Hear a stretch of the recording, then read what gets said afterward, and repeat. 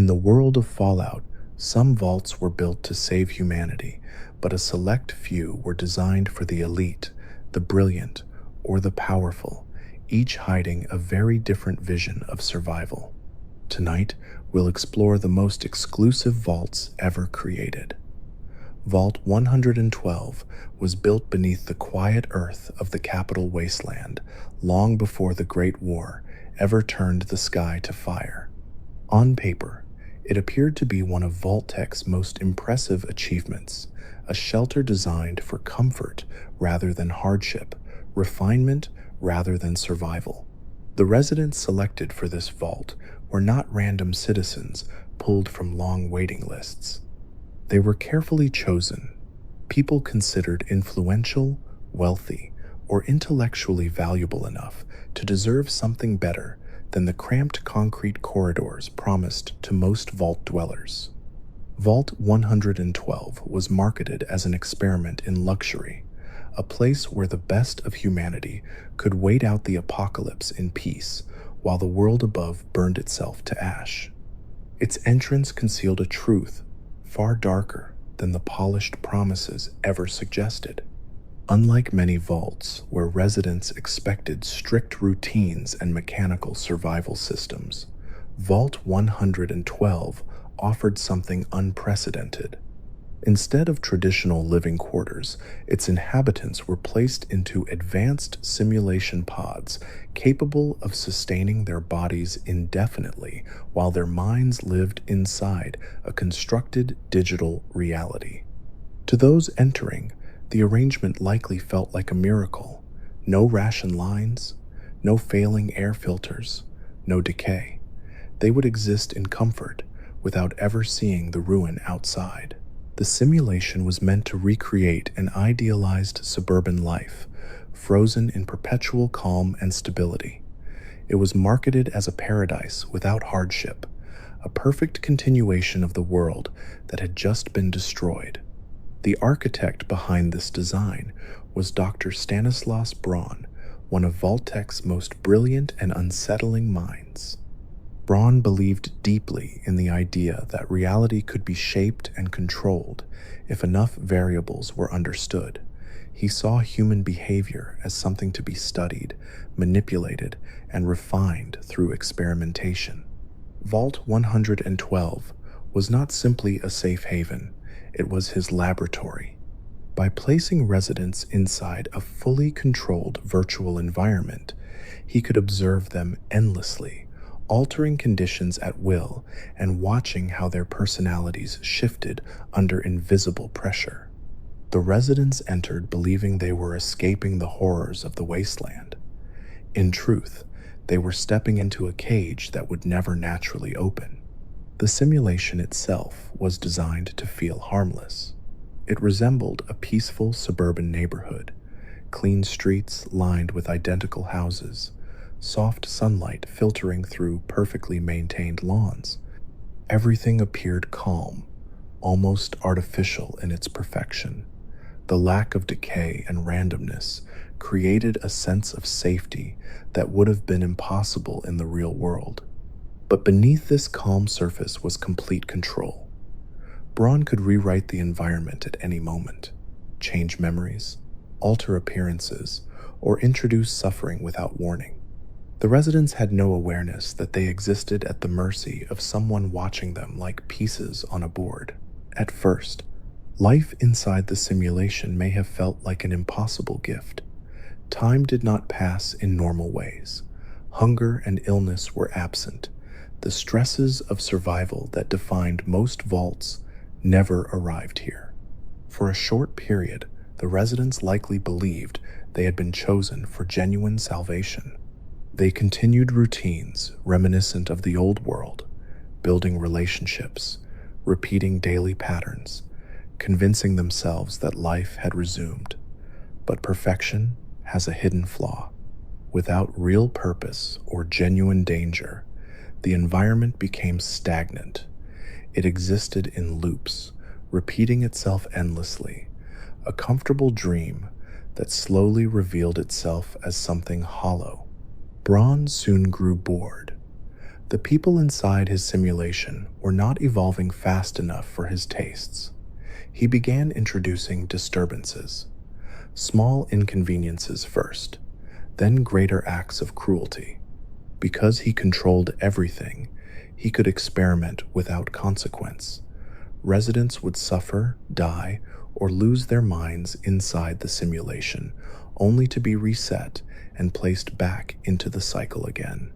Memory manipulation ensured that confusion lingered while clarity remained out of reach. Fear replaced comfort, but the residents could not escape. Their real bodies remained suspended in pods, fragile and dependent on systems they could not access. Over decades, perhaps centuries, Vault 112 transformed from a paradise into a psychological prison. The simulation became less about maintaining happiness and more about satisfying Braun's curiosity and ego. He took on different roles within the environment, sometimes appearing as authority figures, sometimes as ordinary neighbors, always observing how people reacted to manipulated circumstances. The residents were stripped of agency in subtle ways. Even acts of rebellion became part of the experiment, anticipated and absorbed into the design. The vault's exclusivity, once its defining promise, became its most cruel irony. These were people selected precisely because they were meant to be protected, yet they experienced an endless cycle of control that few other vaults ever approached. Unlike vaults defined by physical suffering, Vault 112's horror existed in perception. The residents could see sunlight and hear laughter, yet none of it was real. They lived in a world that felt tangible, but could be rewritten in an instant. Death was not an escape, because Braun could simply restart the simulation. Time lost meaning. Relationships became fragile when memories could be altered. The line between reality and illusion eroded until identity itself weakened. Some residents likely forgot entirely that another world existed beyond the simulation, accepting their strange existence as normal because they had no reliable frame of reference left. The design of the pods added another layer of cruelty.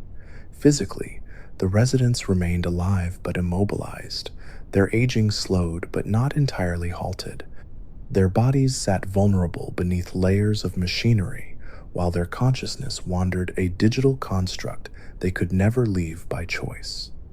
This separation between mind and body was intentional. Braun wanted total control without resistance. The residents could think, feel, and suffer, but they could not touch the systems maintaining them. Escape required intervention from outside forces, something the Vault was never meant to receive. Vault 112 also represented a different side of Vault-Tech's broader philosophy. Many Vault experiments focused on group dynamics under stress or survival in extreme conditions. Here, the experiment examined control through comfort. Instead of forcing hardship, it offered endless safety and used that safety as leverage. The residents were not driven by hunger or fear of the outside world, but by dependency on the system itself. Once the simulation became their only reality, resistance seemed pointless. This demonstrated a subtler form of domination, one where people surrendered autonomy willingly because life appeared easier within the illusion. The pristine condition of Vault 112, untouched by radiation and structural decay, reinforced its exclusivity. While countless other vaults failed due to technical breakdowns or internal collapse, this one endured because its systems were designed for long-term isolation. It remained sealed and functional long after the world outside became unrecognizable. From the perspective of a wanderer discovering it centuries later, the vault appeared almost sacred, a preserved fragment of pre-war ambition. but the cleanliness masked the suffering contained within its pods, where minds remained trapped in cycles they could not end. As years passed, Braun's behavior grew increasingly erratic. Absolute control offers no boundaries, and without limits, even brilliant minds can decay. The residents became playthings rather than subjects of research. He experimented with fear, humiliation, and repetition, exploring how far he could push individuals before they broke. In a world where consequences could be reversed with a reset, empathy disappeared entirely.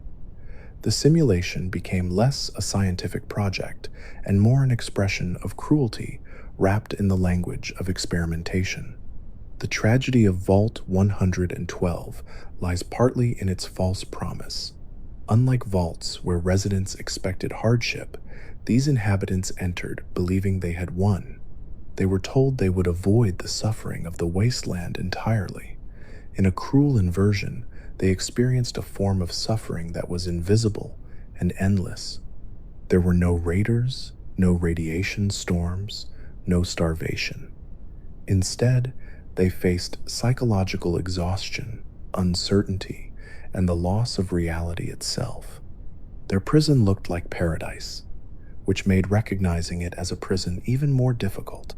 Eventually, outside forces would disrupt the vault's isolation, breaking the cycle that had continued for generations.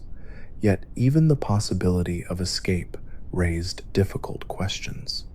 What does freedom mean after centuries spent inside an artificial world? Could the residents adapt to the harsh unpredictability of the real wasteland after existing in controlled routines?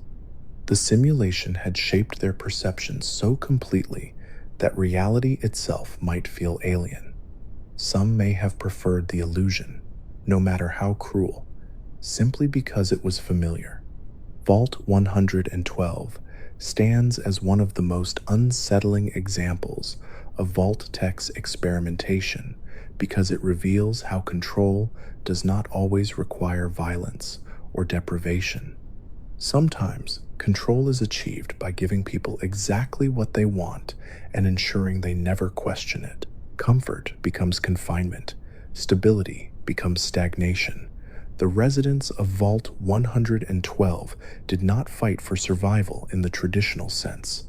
Their struggle was quieter, fought within minds gradually realizing that their world was not real and that their suffering could be restarted endlessly at someone else's whim.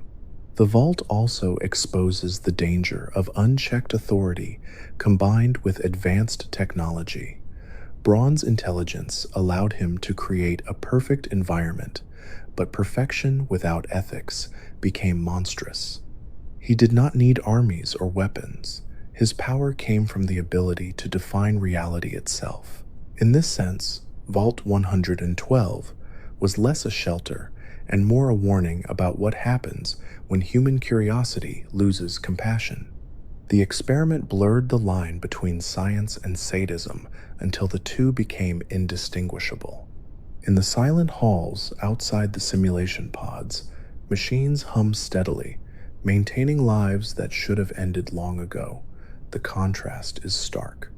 The physical vault remains calm and orderly, almost peaceful, while inside the simulated neighborhood chaos and manipulation unfold unseen. Visitors exploring the vault centuries later might only hear the faint whir of life support systems, unaware of the endless cycles playing out behind closed lids. The horror is invisible, existing entirely within minds trapped between reality and illusion.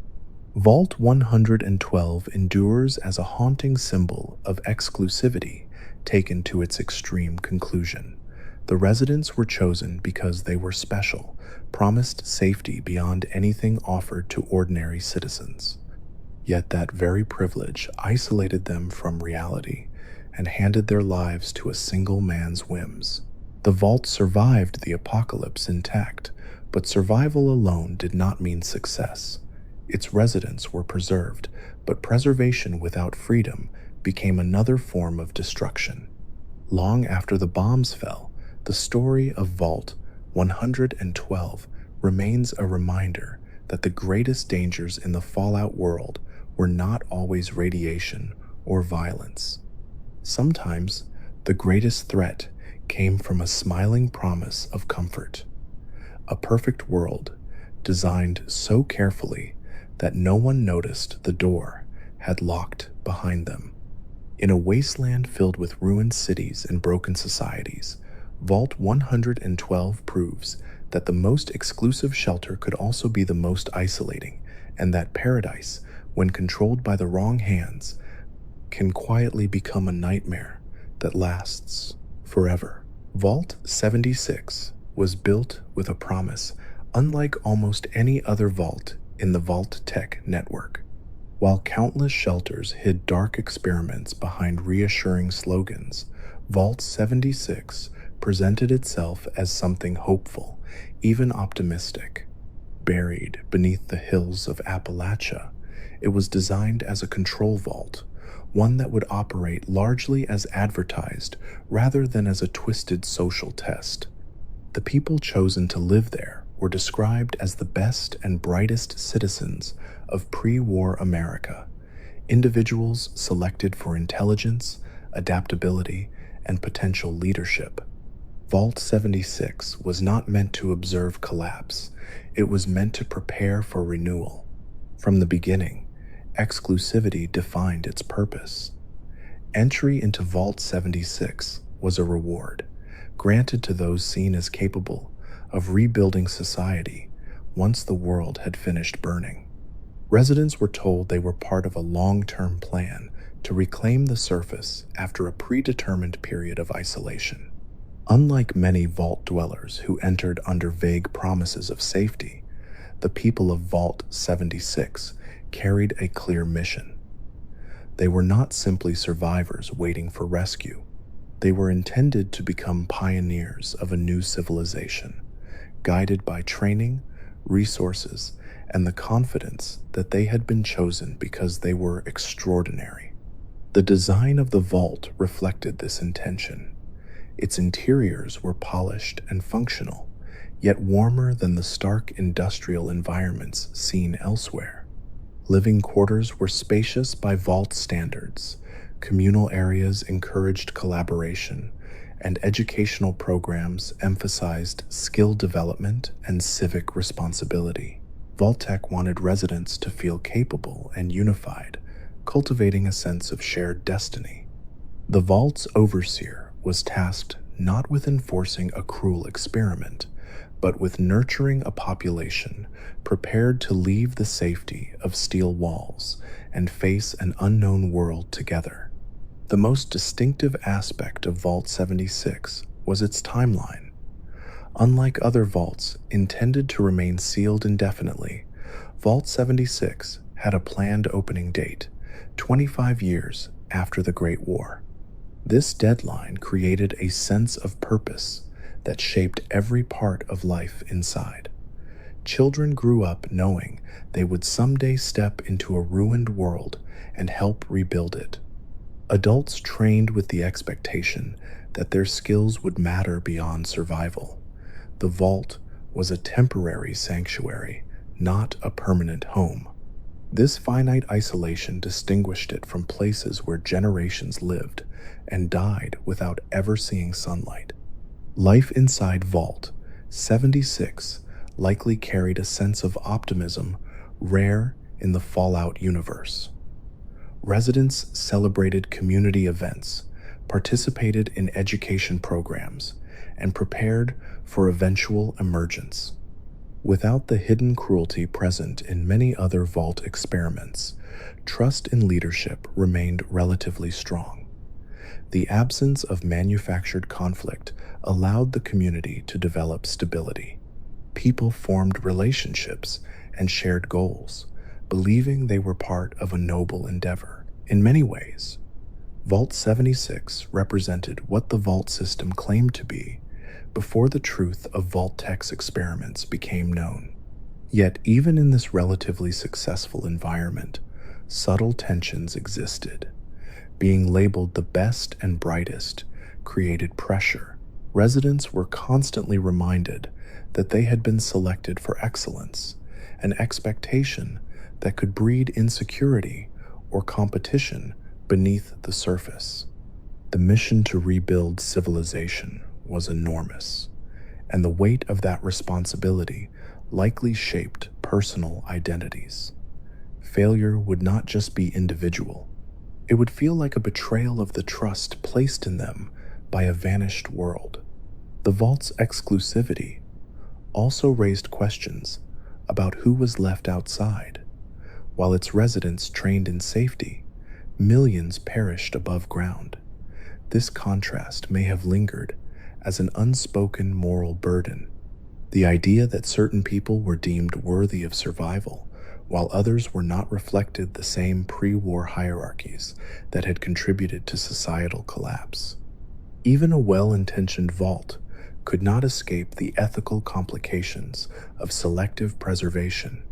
When Reclamation Day finally arrived, the doors of Vault 76 opened as planned. The moment marked the transition from controlled preparation to unpredictable reality. Residents stepped into Appalachia expecting ruins, but what they found was a landscape shaped by decades of radiation, conflict, and environmental transformation. The world they entered was not empty, nor was it waiting quietly to be rebuilt. It was dangerous, complex, and already evolving without them. The mission that once seemed clear inside the vault suddenly became uncertain. This transition highlights one of Vault 76's central themes. Preparation can only go so far. No amount of training could fully replicate the chaos of the wasteland. Residents who had grown accustomed to stability now faced threats that required improvisation rather than adherence to plans. Wildlife mutated into deadly forms. Remnants of pre-war systems malfunctioned, and traces of earlier survivors hinted at tragedies that occurred while the vault remained sealed. The pristine optimism cultivated underground collided with the harsh realities of a world that refused to follow scripted expectations. Despite these challenges, Vault 76 remained remarkable because it largely succeeded in its original purpose. The residents were equipped, educated, and motivated to explore and rebuild. Unlike the shattered communities of many other vaults, they emerged with cohesion intact.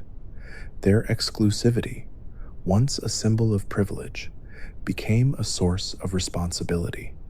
They were no longer protected elites, but active participants in shaping the future. The vault's experiment, if it can be called that, suggested that cooperation and preparation could survive even after nuclear devastation. However, the absence of an overtly cruel experiment does not mean Vault 76 was free from Vault-Tech's influence. The company's ideology still shaped its structure. By carefully selecting individuals and controlling their environment for decades, Vault-Tech attempted to engineer a particular type of person, resourceful, obedient, and mission-driven. The residents' freedom to choose their path existed within boundaries established long before they were born. Even successful control carried ethical questions about autonomy and social engineering. The contrast between Vault 76 and more infamous vaults makes its story quietly unsettling. In places like Vault 11 or Vault 112, suffering was obvious and intentional. In Vault 76, the control was softer, disguised as guidance. Residents were encouraged to believe they were destined to lead, shaping their identity around a purpose they did not create. The vault's success raises a difficult question. If a system works, does that justify the manipulation used to make it work? As the vault emptied, its halls became silent, frozen reminders of a time when hope still felt structured and predictable. Decorations from celebrations remained, Terminals preserved messages filled with optimism, and the overseer's instructions echoed through empty corridors. Unlike abandoned vaults marked by violence, Vault 76 felt almost nostalgic, a relic of a moment when humanity believed it could plan its way out of catastrophe. The emptiness left behind symbolized transition rather than failure, yet it also underscored how temporary even the safest shelters must eventually be. The exclusivity of Vault 76 shaped its legacy within the Fallout world. It represented the idea that some vaults truly intended to preserve life and culture rather than destroy them. But this exclusivity also highlighted inequality, reminding players that survival often depended on decisions made by powerful organizations long before the bombs fell. The residents of Vault 76 inherited both privilege and burden, forced to reconcile their protected upbringing with the suffering surrounding them in Appalachia. In a broader sense, Vault 76 reflects a rare thread of optimism running through Fallout's otherwise bleak narrative. It suggests that preparation, cooperation, and community can endure even when civilization collapses. Yet this optimism remains cautious. The world outside the vault does not automatically reward good intentions. Rebuilding requires confronting mistakes of the past and adapting to realities no one predicted. The story of Vault 76 also emphasizes the fragility of idealism. Inside the vault, the mission felt clear and achievable. Outside, complexity replaced certainty. The residents' challenge was not just surviving, but redefining their purpose in a world that no longer followed Vault-Tech's plans. Their exclusivity gave them tools, but it did not grant answers. They had to learn that rebuilding civilization meant engaging with unpredictability rather than controlling it. Long after the vault door opened, Vault 76 remains a symbol of what the vault system could have been if used responsibly. It stands in contrast to the cruelty and manipulation seen elsewhere, offering a glimpse of a path not defined solely by experimentation and suffering. Yet even this success carries ambiguity, reminding us that selection, control, and engineered purpose are never entirely neutral. In the quiet silence of its empty corridors, Vault 76 tells a story not of failure, but of transition. It was a place designed to hold humanity's hope until the world was ready again. Whether that hope succeeds depends not on the vault itself, but on the people who walked out of it, carrying expectations shaped by decades of preparation. As one of Fallout's most exclusive vaults, it proves that survival can sometimes mean more than endurance. It can mean stepping into uncertainty with the belief that rebuilding is still possible, even when the world offers no guarantees. Vault 79 was never meant to be known by the public. Unlike most vaults that at least pretended to serve ordinary citizens, this one was built in secrecy, hidden deep within the mountains of Appalachia and shielded behind layers of military oversight. It existed not as a shelter for the masses, but as a fortress designed for a single purpose: to protect the wealth of a nation long after that nation ceased to exist. Within its reinforced walls lay the United States gold reserves, preserved in the hope that someday the economy could be rebuilt on familiar foundations. Vault 79 was exclusivity taken to an extreme, reserved not for social experiments or civilian survival, but for government officials and trusted personnel tasked with guarding the financial heart of a dead world. Before the bombs fell, fear of economic collapse ran nearly as deep as fear of war itself. Gold represented stability, a symbol that currency still held meaning even as global tensions escalated. The government believed that preserving these reserves would allow civilization to restart with legitimacy once the chaos ended. Vault 79 was the result of that belief. Its construction blended vault technology with military-level security, creating a structure far more fortified than typical vault shelters. Thick blast doors, automated defense systems, and heavily armed personnel ensured that access would remain tightly controlled. The vault was designed not just to survive the apocalypse, but to remain inaccessible to anyone who might challenge its purpose. The people chosen to inhabit Vault 79 were unlike the diverse communities found in other vaults. They were security specialists, government employees, economists, and technical staff, individuals trusted to maintain secrecy above all else.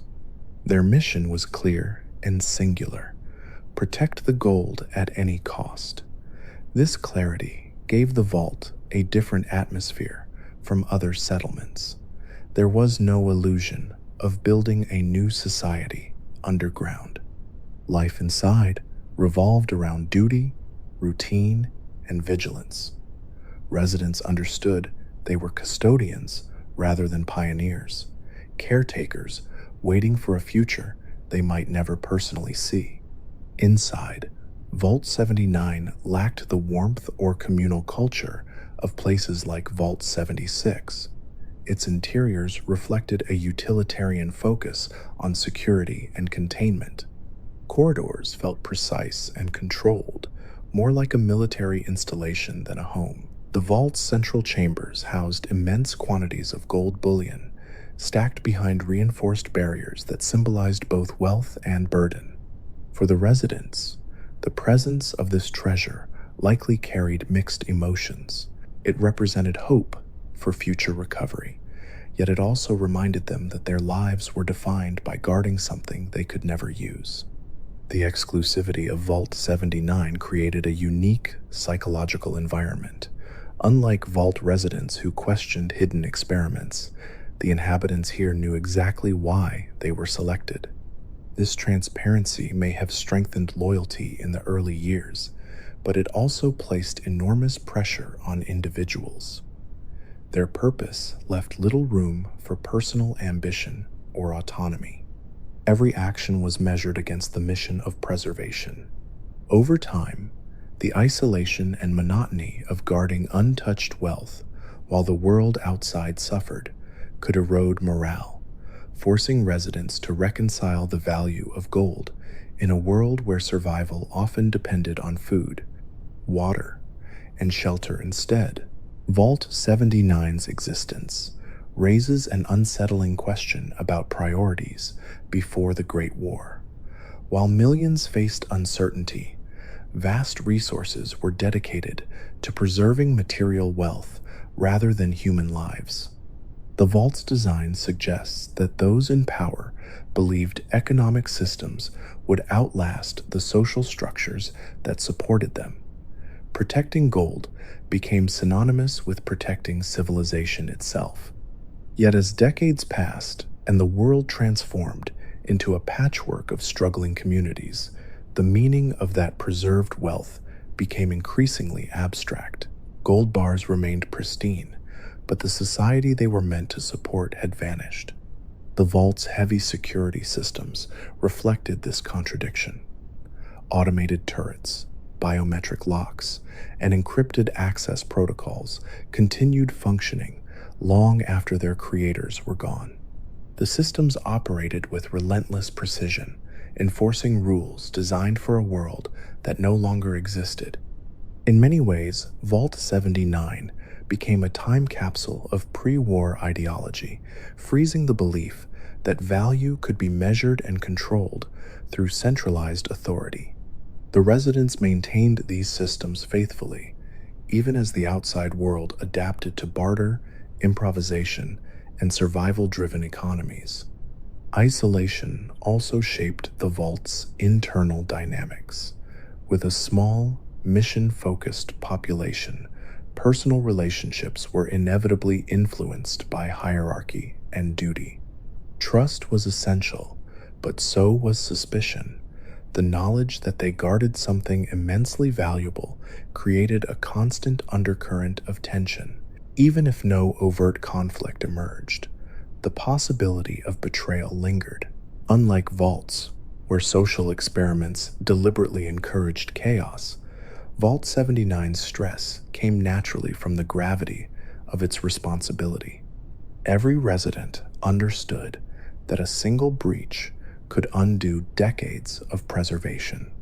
As years turned into generations, the original purpose of Vault 79 began to blur. Those born inside inherited a mission shaped by stories rather than first-hand memories of the world before. They were taught the importance of gold as a foundation for rebuilding, yet they had never experienced the economy it represented. To them, the shining bars behind reinforced glass may have felt symbolic rather than practical, relics of an era whose values were difficult to grasp. This disconnect between mission and lived reality introduced quiet doubts about whether their sacrifices still mattered. The secrecy surrounding Vault 79 also meant that few people on the surface knew of its existence. While other vaults left traces in the wasteland's folklore, this one remained hidden, protected not just by technology, but by obscurity. This isolation intensified its exclusivity, turning it into a myth even within the Fallout world. Those who eventually learned of its contents saw it not as a symbol of hope, but as an unimaginable prize, something worth risking everything to claim. The vault's purpose shifted once again from preservation to temptation. When outsiders eventually discovered Vault 79, the clash between old intentions and new realities became unavoidable. The gold reserves that once represented national recovery now attracted factions seeking power, stability, or simple survival. The question emerged: who had the right to claim the wealth of a nation that no longer existed? The residents of Vault 79, raised to protect it, faced moral dilemmas their original mission never anticipated. Protecting the gold indefinitely meant denying resources that could reshape the wasteland, yet releasing it risked chaos and exploitation. The story of Vault 79 highlights a recurring theme in Fallout: the persistence of old-world values in a world fundamentally changed by catastrophe. The vault preserved not just gold, but an ideology centered on control, economic order, and centralized authority. Yet the wasteland operated by different rules, where survival often mattered more than abstract systems. The residents' struggle lay in reconciling these conflicting realities, deciding whether loyalty to a vanished government still held meaning. Unlike vaults defined by grotesque experiments or technological horror, Vault 79's darkness comes from its symbolism. The gold, sitting untouched for centuries, represents both hope and futility. It is a reminder that humanity often clings to familiar structures, even when circumstances render them obsolete. The vault's exclusivity ensured that only a select few could decide the fate of that wealth, raising uncomfortable questions about who gets to shape the future after disaster. The heavy doors and silent security systems of Vault 79 stand as a monument to preparation taken to its logical extreme. Every detail was designed to prevent loss, yet no system could account for the unpredictability of human history. The world outside evolved without waiting for the vault's release. Communities formed their own economies, leaders emerged without access to gold reserves, and civilization began rebuilding in unexpected ways. The vault's careful planning could not control how history unfolded. In the end, Vault 79 represents the tension between preservation and adaptation. Its residents dedicated their lives to safeguarding a resource intended to restore stability, but stability itself had changed meaning. The vault's exclusivity protected wealth from destruction, yet it also isolated that wealth from the people who might need it most. This contradiction makes it one of the most thought-provoking vaults in the Fallout universe, less about survival and more about the legacy of pre-war priorities. Long after its creation, Vault 79 remains a symbol of the old world's belief that order could be stored away and retrieved when convenient. Its gold continues to shine beneath layers of steel, untouched by radiation and time, waiting for decisions that reflect values far different from those that built it. In a wasteland defined by scarcity and improvisation, the vault reminds us that exclusivity can preserve power, but cannot guarantee relevance. The quiet halls of Vault 79 echo with the weight of responsibility carried by those who lived there. They were guardians of a future imagined by people long gone, entrusted with protecting an idea as much as a treasure. As one of Fallout's most exclusive vaults, Vault 79 stands not just as a fortress of gold, but as a reflection of humanity's attempt to preserve certainty in a world where certainty no longer exists. Vault 21 was built beneath the shimmering lights of Las Vegas, long before the city would become known as New Vegas.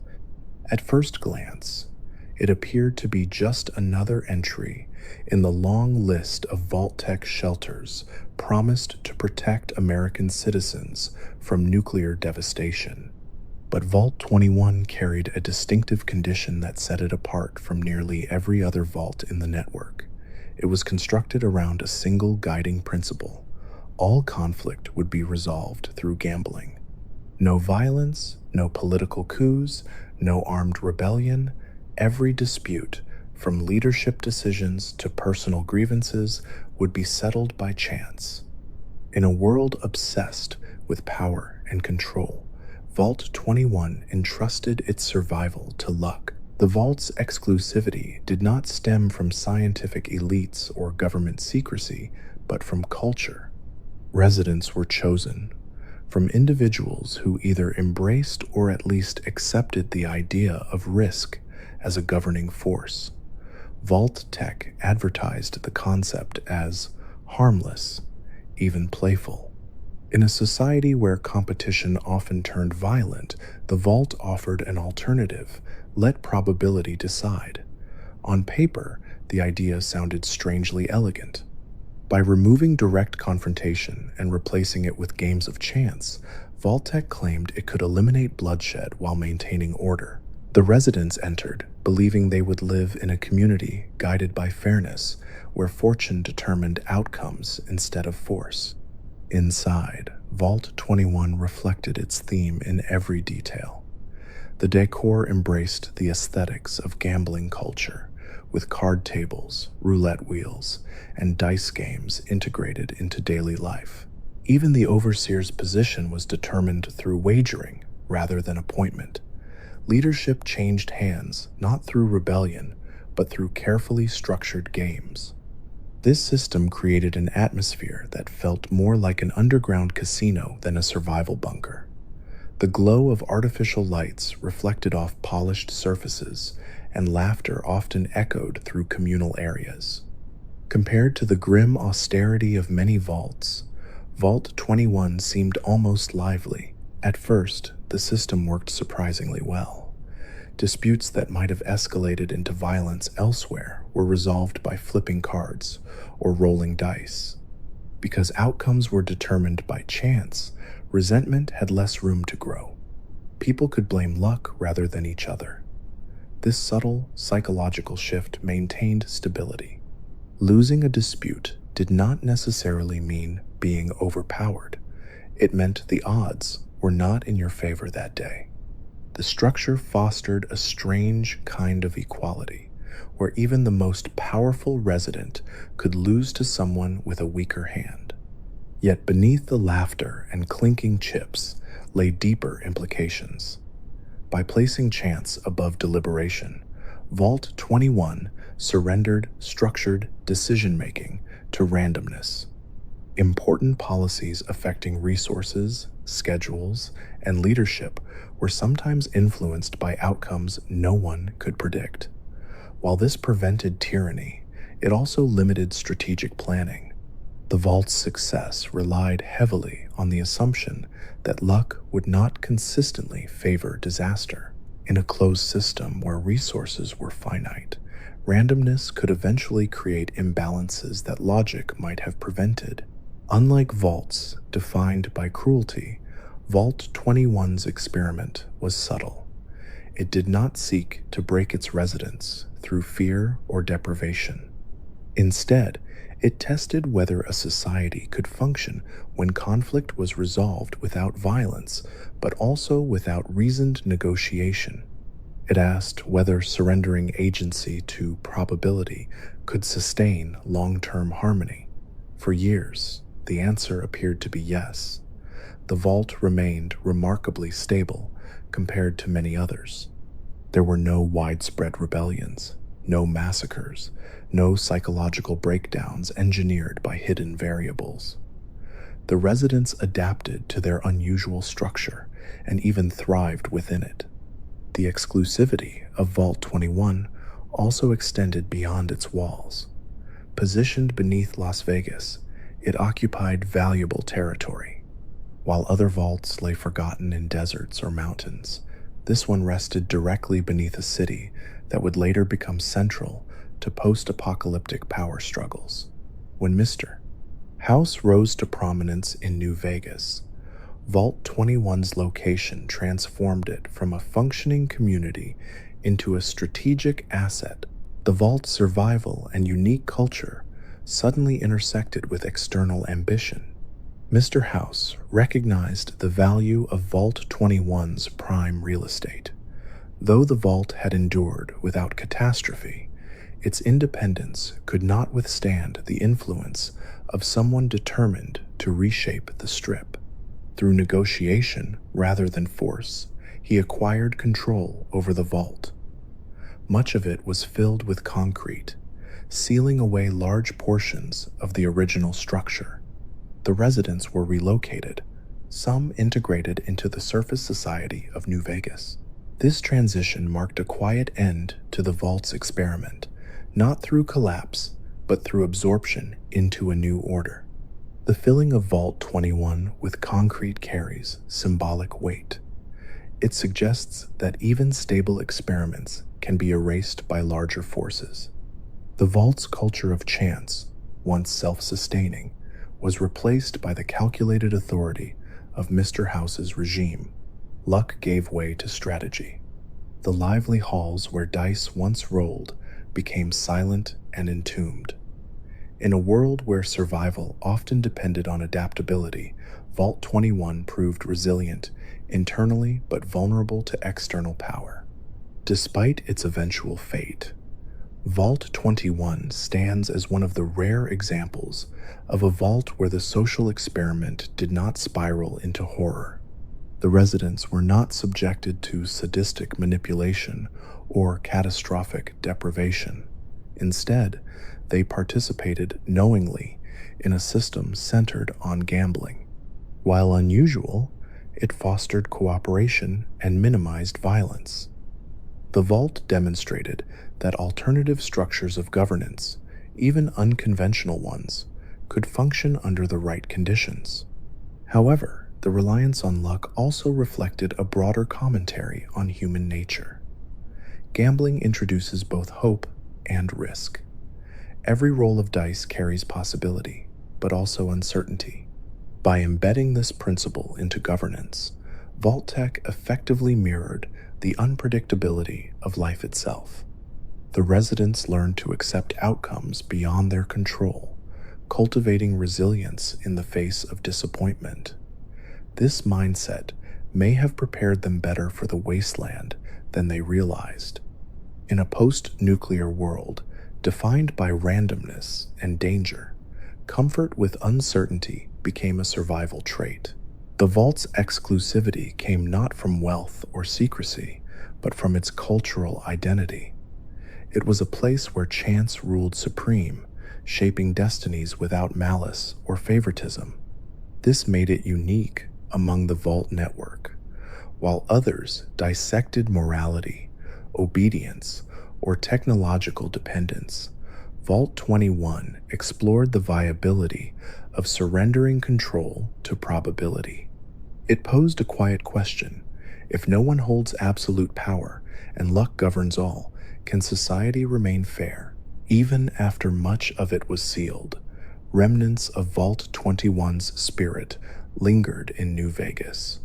Former residents carried their culture with them, running establishments and maintaining traditions influenced by their upbringing underground. The vault's legacy blended seamlessly with the gambling identity of the strip above, creating a continuity between pre-war experimentation and post-war society. In a city built on risk and reward, the philosophy of Vault 21 found a strange afterlife. Vault 21's story differs from others in this series because its tragedy is understated. It did not collapse in violence or technological horror. Instead, it quietly succeeded, only to be rendered obsolete by larger ambitions. Its residents were neither broken nor annihilated. They adapted. The vault's culture proved flexible enough to survive relocation, demonstrating that experiments do not always end in ruin. Sometimes they evolve. In the broader landscape of Fallout's most exclusive vaults, Vault 21 occupies a fascinating middle ground. It lacked the elite scientific preservation of Vault 0, the governmental secrecy of Vault 79, or the psychological imprisonment of Vault 112. Instead, it offered something almost playful in contrast: a society governed by games. Yet beneath that playfulness lay profound implications about fairness, control, and human acceptance of uncertainty. As the concrete settled and the lights dimmed within its sealed corridors, Vault 21 became a hidden layer beneath New Vegas, a reminder of an experiment that dared to trust luck over authority. The echo of dice rolling may no longer fill its halls, but its philosophy remains embedded in the city above. In a world where survival often depends on chance encounters and unpredictable events, Vault 21 stands as proof that sometimes embracing uncertainty can be just as powerful as attempting to control it. Among Fallout's most exclusive vaults, Vault 21 offers a rare glimpse of balance. It shows that not every experiment ends in horror, and not every exclusive shelter conceals cruelty. Yet it also reminds us that even the most stable systems exist at the mercy of forces beyond their control. In the end, the greatest gamble Vault 21 ever faced was not within its walls, but in the shifting tides of the wasteland that rose above it. The Los Angeles Vault stood apart from the moment it was conceived. Long before the bombs fell, Vault-Tec presented it as something different, a proof of concept designed to demonstrate that a vault could function exactly as promised. While countless other shelters concealed hidden social experiments or deliberate flaws, this vault was intended to show investors and officials that the vault system could truly preserve human life. Built beneath what was once one of America's largest and most influential cities, it represented confidence, prestige, and exclusivity. The people selected to enter were not random citizens, but carefully chosen individuals believed to represent stability and success, the kind of residents who could maintain order without manipulation. Unlike many vaults where secrecy defined the experience, the Los Angeles Vault offered clarity. Its inhabitants were told they were entering a safe environment designed for long-term survival with no hidden agenda. This transparency shaped the culture from the very beginning. Residents entered with trust in the system rather than suspicion. They expected structure, cooperation, and a future where they would eventually emerge to help rebuild civilization. The vault's planners wanted it to be an example, a shining success, proving that the massive investment in Vault-Tec shelters had been justified. Inside, the vault reflected this ambition. Living quarters were comfortable by vault standards, communal areas encouraged collaboration, and maintenance systems were designed with redundancy to prevent the technical failures that plagued other shelters. The environment felt less like an experimental facility and more like a carefully managed community. There were no overt psychological tests, no forced shortages, and no bizarre social rules. Daily life revolved around education, routine, and preservation, giving residents a sense of stability that many other vault dwellers never experienced. The exclusivity of the Los Angeles Vault came from who was allowed inside. Entry was reserved for high-status individuals, professionals, and families considered valuable to the continuation of society. This selective process created a community that was highly educated and relatively cooperative, but it also introduced subtle tensions. Exclusivity can breed a sense of superiority, and some residents may have viewed themselves as the rightful inheritors of the future world. The belief that they had been chosen because they deserved survival shaped social dynamics, reinforcing hierarchy even in a supposedly equal environment. In the early years after the Great War, the vault likely functioned as intended.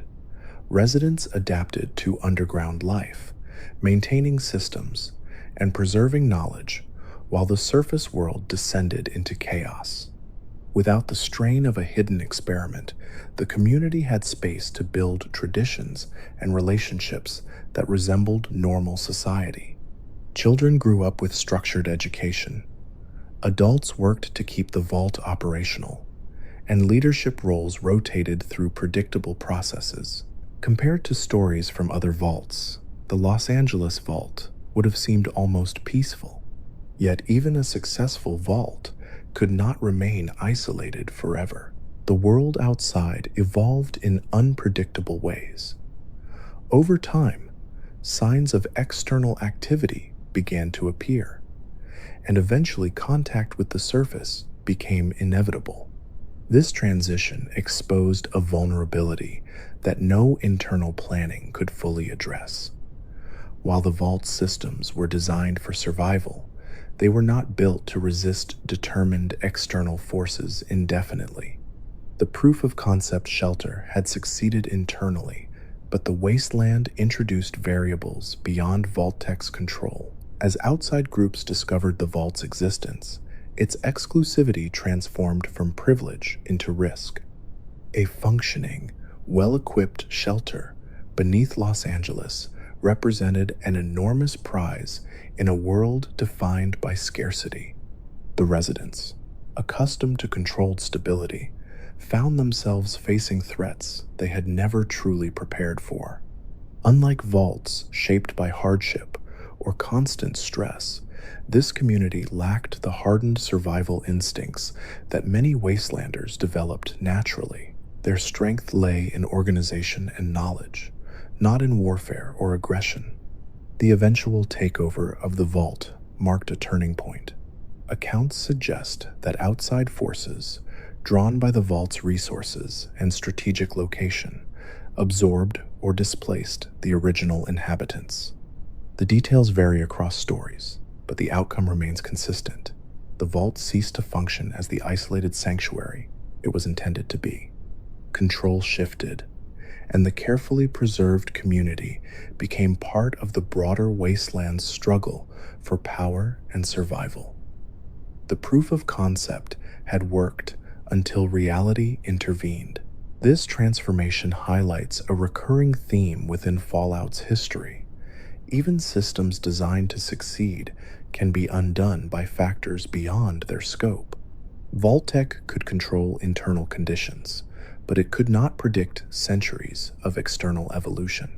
The Los Angeles Vault demonstrated that survival is not only about maintaining systems, but also about adapting to change.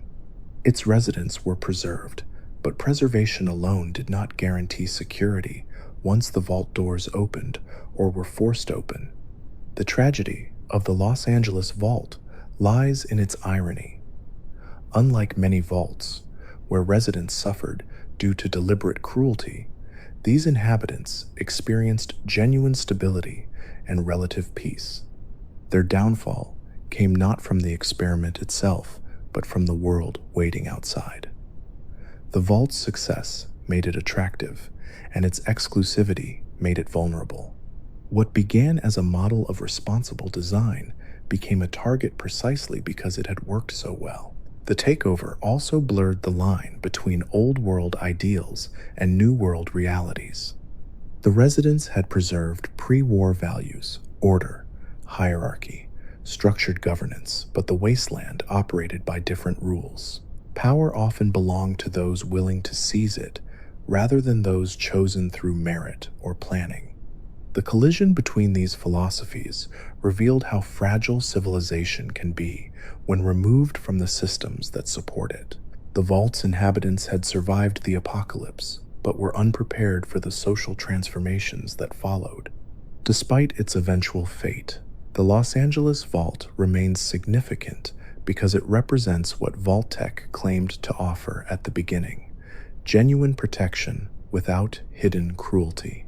Its existence suggests that not every vault was designed to fail. Some were sincere attempts to safeguard humanity. Yet the story also emphasizes that survival is dynamic. A static model, no matter how well designed, can struggle when confronted with a constantly changing environment. The exclusivity that defined the vault also raises questions about fairness. By selecting top-tier residents, the designers believed they were maximizing the chance of success. But this decision reflected the same elitism that shaped much of pre-war society. Those deemed valuable were protected, while countless others faced the apocalypse unshielded. The vault's eventual integration into the wasteland suggests that such divisions cannot remain permanent. Over time, boundaries blur, and survival becomes less about status and more about adaptability. Explorers, who later encountered remnants of the Los Angeles Vault, would find traces of a community that once believed in structure and continuity. Terminals might contain records of organized schedules, educational programs, and optimistic plans for eventual emergence. These fragments stand in quiet contrast to the chaos that followed. They tell the story of a society that briefly succeeded in preserving normalcy before being absorbed by forces beyond its control. In the broader narrative of Fallout's most exclusive vaults, the Los Angeles Vault offers a unique perspective. It lacks the deliberate horror of Vault 112, the technological overreach of Vault 0, or the guarded secrecy of Vault 79. Instead, it shows how even honest intentions can falter when confronted with a world fundamentally transformed. Its failure was not moral or technological, but contextual, a reminder that no shelter exists in isolation forever. The Vault's story also reflects the limits of planning. Pre-war designers believed they could predict humanity's needs centuries into the future, yet they underestimated the creativity and resilience of those who survived outside the system. The wasteland developed its own cultures, economies, and power structures, rendering some old-world assumptions obsolete. The Los Angeles Vault, built to preserve a specific vision of society, struggled to adapt when that vision no longer matched reality. Long after its fall, the idea of the Los Angeles Vault lingers as both inspiration and caution. It proves that stability and cooperation are possible even in extreme conditions, but it also demonstrates that survival requires evolution. Exclusivity may provide short-term security, but it cannot guarantee permanence. In a world shaped by change, rigid systems eventually face challenges they cannot ignore. As one of Fallout's most exclusive vaults, the Los Angeles Vault stands as a quiet testament to ambition and fragility. It began as a promise fulfilled, a rare example of a vault that worked exactly as intended. Yet, its eventual fate reminds us that the apocalypse did not end when the bombs fell. The real test came afterward, when the world continued moving forward without waiting for anyone's plans. In that sense, the Los Angeles Vault remains a symbol of hope tempered by reality, a reminder that survival is not just about enduring disaster, but about learning to live in the world that comes after. Across the wasteland, vaults are often remembered as failures, tragedies sealed in steel, each one a warning about humanity's obsession with control. Yet, when looking at Fallout's most exclusive vaults together, a different pattern begins to emerge. These vaults were not built for ordinary survival. They were designed for elites, for specialists, for those considered valuable enough to shape the future. Each one promised security beyond what most citizens could ever hope to receive. And yet, despite their privileges, their stories reveal that exclusivity rarely guaranteed happiness, freedom, or even long-term success. Instead, these vaults became reflections of the pre-war world's deepest fears and ambitions, preserved underground long after civilization collapsed. Vault 112, as seen in Fallout 3, offered paradise through simulation, a perfect world untouched by radiation or decay. Its residents were promised comfort beyond imagination, yet comfort became confinement. The illusion of safety allowed control to flourish unseen. Dr. Braun's digital suburb proved that exclusivity can isolate people from reality so completely that freedom becomes meaningless. The vault survived physically, but its inhabitants endured endless psychological imprisonment. It demonstrated that when power over reality itself is granted to a single authority, even paradise can become a nightmare. Vault Zero, central to the story of Fallout tactics, represented the pinnacle of technological ambition. Here, the greatest minds were preserved to guide humanity's rebirth, but their intelligence was overshadowed by the rise of the calculator, an artificial intelligence that valued efficiency over empathy. The Vault's exclusivity centered on intellect and progress, yet those very qualities enabled a system that slowly removed human agency. It became a lesson in how technology, when separated from ethical boundaries, can transform preservation into domination. Vault 76, introduced in Fallout 76, stood apart as a rare success story. Its residents were chosen as the best and brightest, trained to reclaim the surface rather than endure endless isolation. For a time, the promise held true. The vault prepared people for rebuilding instead of breaking them. Yet even this hopeful example revealed limitations.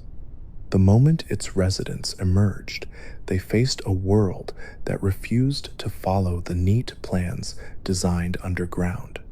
Preparation provided tools, but not certainty. The vault proved that even well-intentioned exclusivity cannot fully shield people from unpredictability. Vault 79, also tied to Fallout 76, protected the nation's gold reserves behind layers of secrecy and security. Its purpose reflected the belief that economic systems could be preserved like artifacts, waiting to restart civilization when the time was right. Yet the longer it remained sealed, the more symbolic that wealth became. Gold survived, but the world moved on without it. The vault highlighted the tension between old-world priorities and wasteland realities, showing that preserving power does not guarantee relevance in a changed world. Vault 21, remembered through Fallout, New Vegas, embraced chance as a governing philosophy. Conflict resolved through gambling created stability without violence, offering a rare glimpse of a functioning social experiment. But even this balance could not endure external ambition. The vault was absorbed into the larger power structure of New Vegas, its unique culture buried beneath concrete. Its story reminds us that successful systems can still disappear when confronted by forces beyond their control. The Los Angeles Vault, rooted in the events of Fallout, served as a proof of concept, a vault meant to function exactly as promised. It succeeded internally, preserving order and stability without hidden cruelty.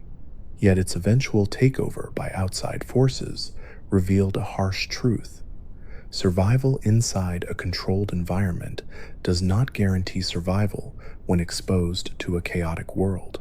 The vault worked perfectly until reality changed around it. When these stories are viewed together, a clear pattern emerges. Exclusivity often came with isolation, and isolation created fragility. The residents of these vaults were selected because they were considered exceptional, yet their experiences show that privilege could not remove the fundamental uncertainties of human existence. Some faced manipulation through technology. Others carried the burden of guarding wealth or ideals long after they ceased to matter. Even the most successful vaults eventually encountered forces they were never designed to handle. There is also a deeper irony woven through all of them. The people chosen for these vaults were meant to represent humanity's best chance at continuity. They were scientists, leaders, planners, and visionaries. Yet the wasteland repeatedly demonstrates that survival often depends less on status or preparation than on adaptability. Communities formed on the surface without vault protection, proving that resilience can emerge from unpredictability rather than design. The exclusive vaults preserved slices of the old world, but the new world refused to remain frozen. Another shared theme is control. Every vault, even the seemingly benevolent ones, involved some level of engineered behavior.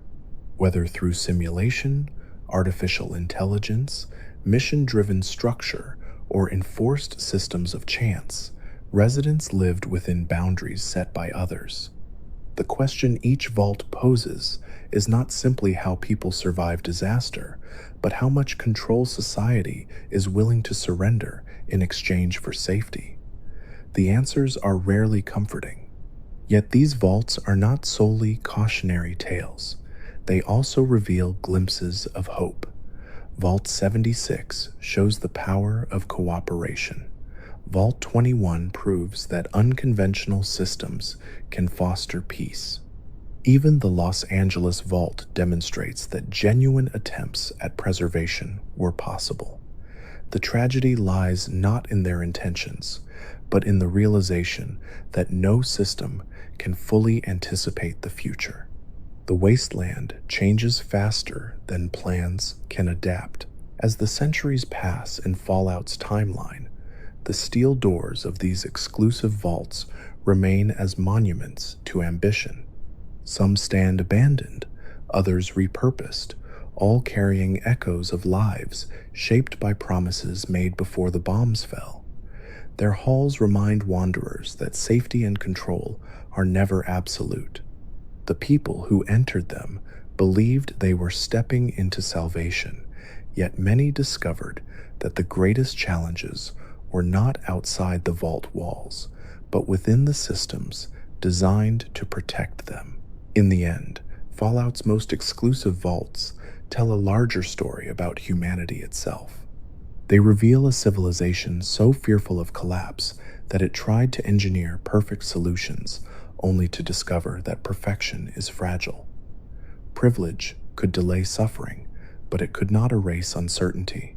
Technology could preserve bodies and resources, but not always meaning. and no amount of exclusivity could stop the world from changing. Long after the bombs turned cities into ruins, these vaults continue to whisper the same lesson through rusting terminals and silent corridors. Survival is not simply about who gets chosen or what is protected. It is about adaptability, humility, and the willingness to confront realities that no plan can fully predict. In that way, the most exclusive vaults are not just relics of a fallen world, they are mirrors reflecting humanity's endless attempt to control the uncontrollable, and the quiet realization that sometimes the future belongs not to the most protected, but to those willing to step into uncertainty and keep moving forward. Vault 13 was never meant to become famous. Long before the bombs fell, it existed simply as another entry in Vault-Tec's massive network of underground shelters, one among many designed to preserve fragments of humanity through the nuclear apocalypse that everyone feared, but few truly believed would come. Yet, unlike many vaults that hid cruel social experiments beneath their promises of safety, Vault 13 was designed as a control vault, intended to function largely as advertised. It was built to demonstrate that the concept could work, that a carefully selected population could survive in isolation for generations and emerge ready to rebuild civilization. In that sense, Vault 13 was exclusive not because of luxury or secrecy, but because of trust. Its residents were chosen to represent stability, patience, and long-term survival. Located deep beneath the mountains of Southern California, Vault 13 was designed for extended isolation. Its systems were engineered to remain sealed far longer than most vaults, with the expectation that residents might spend well over a century underground before returning to the surface. This prolonged confinement shaped everything about its culture. The population entered knowing they were committing not just their own lives, but the lives of their descendants to an unseen future. Families stepped through the massive vault door, carrying hope and uncertainty, believing they would someday emerge into a safer world that their sacrifices had helped preserve. Inside, life followed strict but orderly routines. Unlike vaults plagued by extreme experiments, Vault 13 emphasized structure, education, and self-sufficiency. Residents were taught technical skills necessary to maintain life support systems, agriculture, and mechanical repairs. The overseer held authority, but governance relied heavily on cooperation rather than fear. The vault's exclusivity came from the expectation that its people would endure isolation without fracturing. They were chosen for psychological stability, for their ability to live within boundaries that might never change during their lifetimes. For decades, the system worked. Generations were born who had never seen sunlight, never felt wind, and never experienced the unpredictability of the surface world. The vault became their entire reality. Schools taught history as something distant and almost mythical, a reminder of mistakes that had destroyed civilization. Children grew into adults who understood every corridor and control panel intimately. The world above was spoken of with caution, sometimes curiosity, but mostly distance. Survival depended on maintaining order, and order depended on believing that the vault itself was enough. This long isolation created a unique identity among the residents. They were not survivors in the traditional wasteland sense, hardened by violence or scarcity. Instead, they were custodians of continuity, preserving traditions and knowledge while waiting for a future date that always felt far away. Their exclusivity was reinforced by the belief that they were part of something special, a community trusted to carry humanity forward without interference. The vault's systems supported this illusion of permanence. Food supplies were regulated. water recycled efficiently, and technology maintained with meticulous care. Yet even the most carefully planned systems can fail. The event that would define Vault 13's history began not with rebellion or external attack, but with a malfunction. The vault's water purification chip, an essential component of its life support infrastructure, began to fail decades earlier than expected. Suddenly, the controlled stability that had defined life in Vault 13 faced collapse. Without a replacement, the vault would run out of clean water. The problem was simple in concept but devastating in consequence. Isolation, once a source of safety, became a threat. The vault had survived by staying hidden, but survival now required breaking that rule. The overseer faced an impossible decision. Sending someone outside meant exposing the vault's existence and risking contamination from the unknown world above. Yet doing nothing would doom everyone inside. Eventually, a single individual was chosen to leave a resident who would become known simply as the Vault Dweller. The choice reflected the vault's values: sacrifice for the greater good, duty before individuality. The chosen inhabitant stepped through the vault door into a wasteland they had only read about, carrying the weight of an entire community's survival. For the residents remaining inside, life continued with uneasy uncertainty. They waited while their representative ventured into a world of raiders, mutants, and ruined cities. The vault's exclusivity suddenly felt fragile. The idea that they were protected from chaos no longer seemed certain. Rumors likely spread, fears whispered in quiet corners. For generations, the outside world had been an abstraction. Now it had become essential to their survival. The journey of the Vault Dweller would eventually change the course of the wasteland. But within Vault 13, the emotional impact was quieter. People confronted the reality that their isolation had not guaranteed safety. Technology failed. Plans made before the war could not account for every possibility. The vault's controlled environment had preserved life, but it had also created dependency. Residents realized that their survival depended on someone adapting to uncertainty they had been taught to fear. When the Vault Dweller finally returned with a replacement chip, the immediate crisis ended. Water flowed again, and the vault's systems stabilized. Yet the return brought new complications. Exposure to the outside world had changed the returning hero, introducing ideas and experiences that challenged the vault's carefully maintained culture. The overseer faced another difficult decision, one rooted in fear of disruption. If the Vault Dweller remained, stories of the wasteland might inspire others to leave, threatening the stability that had preserved the community for so long. In one of Fallout's most emotionally complex moments, the Overseer chose to exile the very person who had saved Vault 13. The decision was framed as necessary protection. The Vault could not risk losing its identity to outside influences. The hero was thanked, but forbidden from returning as a permanent resident. This act revealed the darker side of exclusivity. Preservation sometimes demands sacrifice, and in protecting the group, the Vault rejected the individual who ensured its survival. The exile underscores a central theme of Vault 13's story.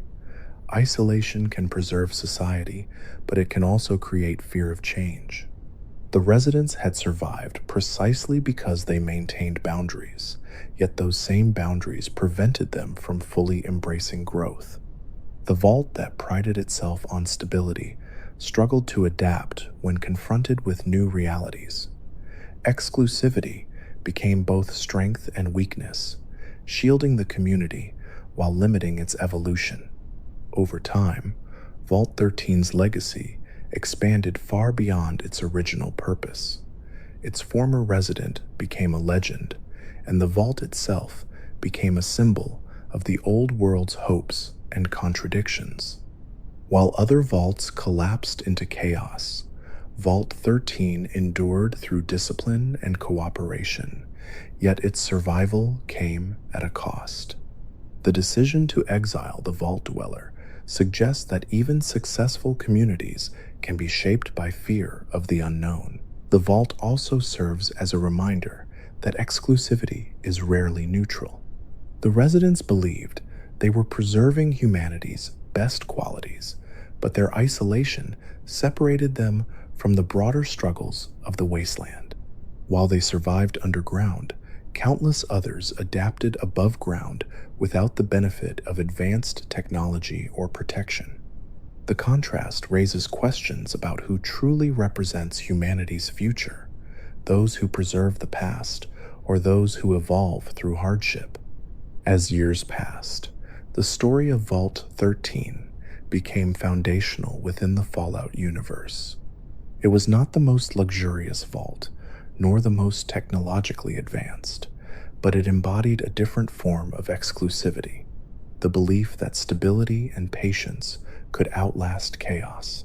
Its legacy influenced later generations, shaping myths about vault dwellers as symbols of hope and resilience. In the quiet corridors of Vault 13, terminals still record maintenance logs and personal notes from residents who believed they were simply waiting for history to pass. The hum of machinery, the orderly schedules, the sense of permanence all reflect a worldview built on patience. Yet the Vault's greatest lesson is that even the best preparations cannot fully protect against change.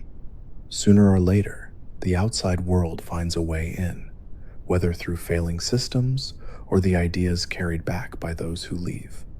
Among Fallout's most exclusive vaults, Vault 13 stands apart because its tragedy is subtle. It worked. It preserved life. It avoided the horrors that consumed many others.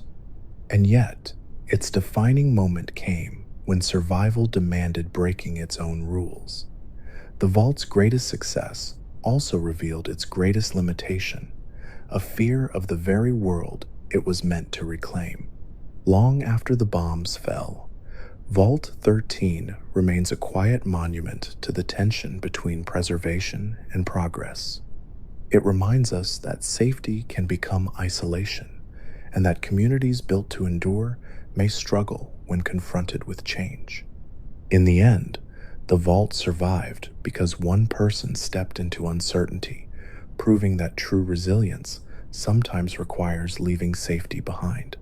And in that choice, Vault 13's story becomes not just one of exclusivity, but of sacrifice, transformation, and the uneasy balance between protecting the past and embracing the future.